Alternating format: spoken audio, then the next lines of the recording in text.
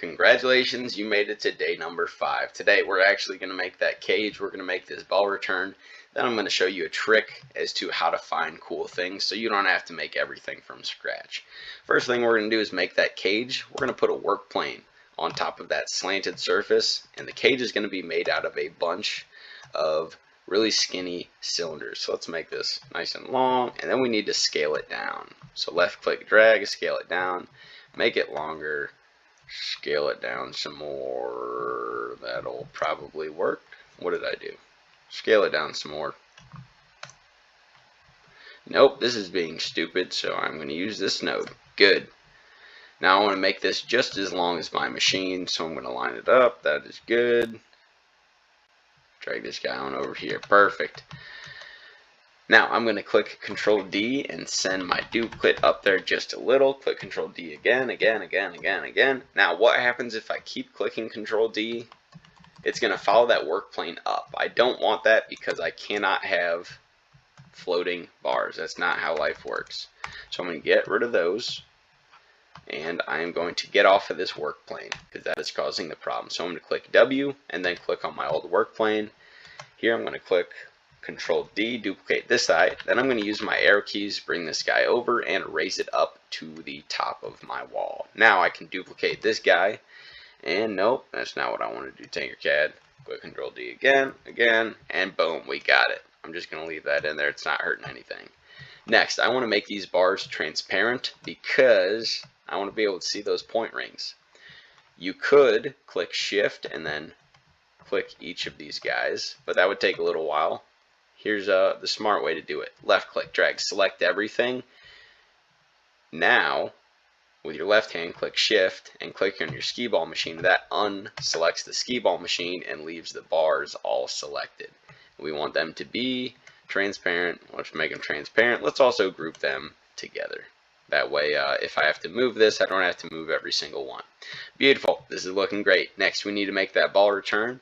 We're going to pop a work plane on top of this wall, and we're going to do that thing that I said you'd probably never need to know how to do. We're going to make a complex object, turn it into a hole, and then group it.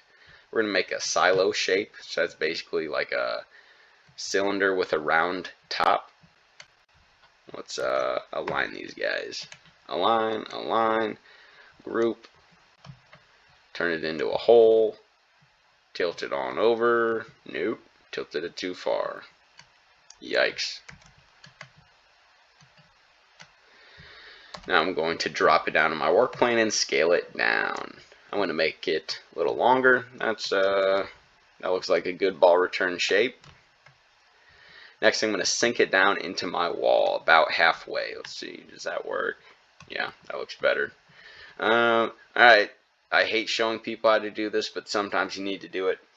If you change the snap grid, you can basically move things more precisely or in smaller increments. But if you do that, make sure to bring it back to 1 millimeter snap after you change things. If that made no sense, just don't touch it. It's not going to hurt you. Let's group that. And what is a ball return without balls? So let's grab a sphere, drag it on out there, scale it down, and sink it into our ball return. Click Control D. Let's give ourselves 2 of these, and I also want to put one on our runway. So let's click W, click on our old work plane. This guy is selected. I'm going to click Control C, Control V to copy and paste it. You could also just click Control D, and I'm going to send this guy onto my runway. Looks great. Now the last thing I'm going to show you how to do is to look up objects. Let's say you wanted to put like a fireball or something kind of cool like that on the side of your Skee Ball machine. You have the ability to make something that resembles fire with these basic shapes, or this draw tool, which we have not talked about. Or you can come up here, click search. Let's type fire. And someone has made something that kind of looks like fire, and we can manipulate that to add it to our project. I'm going to tilt it this way, shrink it down, yikes. Shrink it down, elongate it.